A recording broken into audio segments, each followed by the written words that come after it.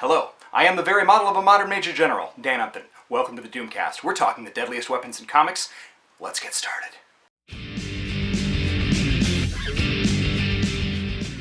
So, if you watched part 1, good for you. If you didn't, go watch that first and then come back to this. Otherwise, let's start with number 7. Number 7 is Shanhara, the armor in Exo Man of War. Eric of Dacia was abducted by aliens for probably the first person in history to be abducted by aliens in 400 AD, making him the ultimate hipster in UFO circles. He and thousands of other Visigoths from Earth were made to serve an alien race called the Vine on slave ships until Eric bonded with his suit of sentient, intelligent, living armor named Shanhara. Worshipped by the Vine, it's capable of interstellar flight. It can rarely ever be removed from the wearer after it's actually been bonded. It can create concussive blasts and melee energy weapons like this. It's almost indestructible. Oh, look! Oh, yeah, I forgot. Shanhara's on my shirt. Hey, Valiant, I'm a huge fan. Send me lots of free stuff. Thanks, Global Chem. Gradually, Eric, or whoever's wearing that armor, will fuse with it completely, becoming one being until Eric dies or it finds another host. Until then, he's pretty much impossible to kill, like I've said, but really effective at making everything else in his path really not alive. Born by heroes like Quasar, Marble Boy, the original Mar-Vell, Captain Marvel, and others, the Quantum Bands and Negabands are weapons of incredible power. They let the user teleport through and survive in space, live without almost any food or sleep at all, grants a cosmic consciousness, and to absorb almost any energy and redirect it as a weapon. Created by the Kree and used by very few, they make the user a sort of sage-like tank that's, again, almost invulnerable. All Black the Necro Sword is the 5th most deadly, but also the number 1 most metal weapon. The Necro Sword! It screams heavy metal, but it's a weapon that's almost definitely some kind of liquid. At the beginning of Jason Aaron's Thor run, Gore is a being that stole the weapon of a god, like Thor, after it destroyed his planet and his family. Gore used the Necro Sword to slay the gods of all pantheons across all of reality and all of time. It takes Thor and a past and future version of himself to even come close to stopping Gore and destroying his incredibly powerful weapon, which they don't manage to. And even then, they're still barely able to stop him, with 3 Thors. In DC Comics, the Power Ring is supposed to be the ultimate weapon in the universe, but I say, not quite. It's powerful, sure, and it allows the user, a sentient being of pretty much any species, even a cat, to create hard-like constructs that are pretty much limited only by their imagination and the emotion that fuels that particular kind of ring. But it is limited. It's usually not shown actually killing other beings most of the time, maybe because that's DC, but the rings, red, green, blue, whatever color, they work in vastly different ways, to vastly different effects. Alright, now it's time to get into the real meat and potatoes of this stuff here.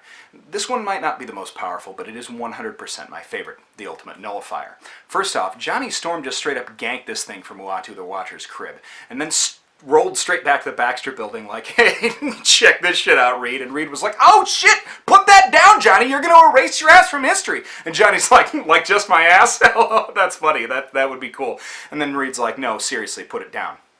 The Ultimate Nullifier first appeared in Fantastic Four number 50 in 1966. It's a weapon that, when deployed, will actually erase the target, not just disintegrating them, but removing them from having ever existed in anyone's memory of them ever. That's cold-blooded! It's the only weapon that's ever made Galactus actually scared. I mean, maybe the Necro Sword a little, but this actually freaked him out. And for good reason, too. Imagine how different the history of the Marvel Universe would be if you removed Galactus from it, and now suddenly billions of planets with billions of civilizations that exist still that shouldn't have after you destroyed them. What would things be like? Nothing would ever be the same. Actually, Al Ewing, if you're watching, you're not watching, that would be a great Ultimates arc. Even more powerful than the Ultimate Nullifier is the Infinity Gauntlet in Marvel.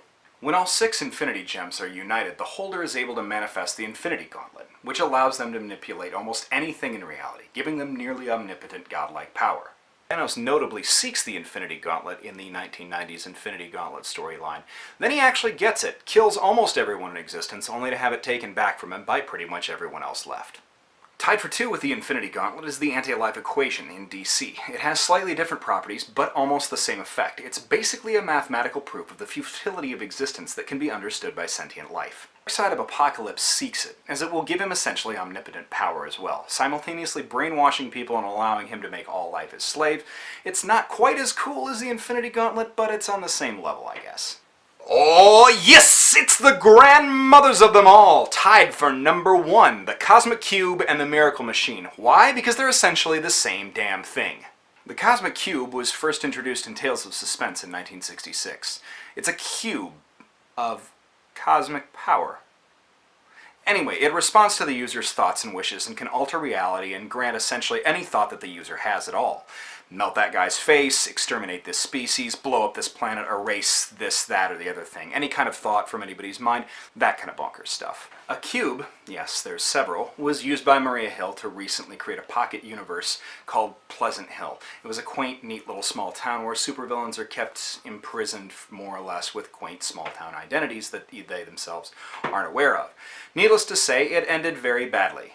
And DC's Miracle Machine is essentially the same thing. It was created by beings similar to the Guardians called the Controllers, who in turn brought it to the 30th century with the Legion of Superheroes. It's been able to do, well, pretty much anything that a writer needs it to do, and although one time Darkseid did describe it as a cargo cult mother box, it's been shown to be able to do substantially more than any kind of mother box can actually do. By the way, the mother box didn't actually make the list because it's more of a tool. The Miracle Machine responds to the faintest whim of virtually anyone around it, manifesting their tiniest wish. Because of that, they keep it off almost all of the time. Because as you can understand, it could be incredibly dangerous.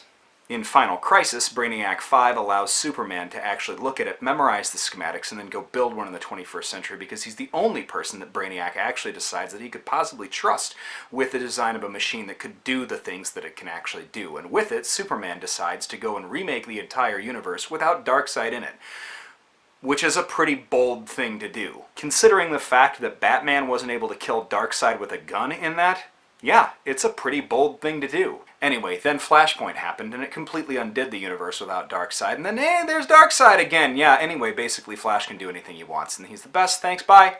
Thanks once again to Capes Cafe for their continued sponsorship of A Bearded Nerd in His Basement.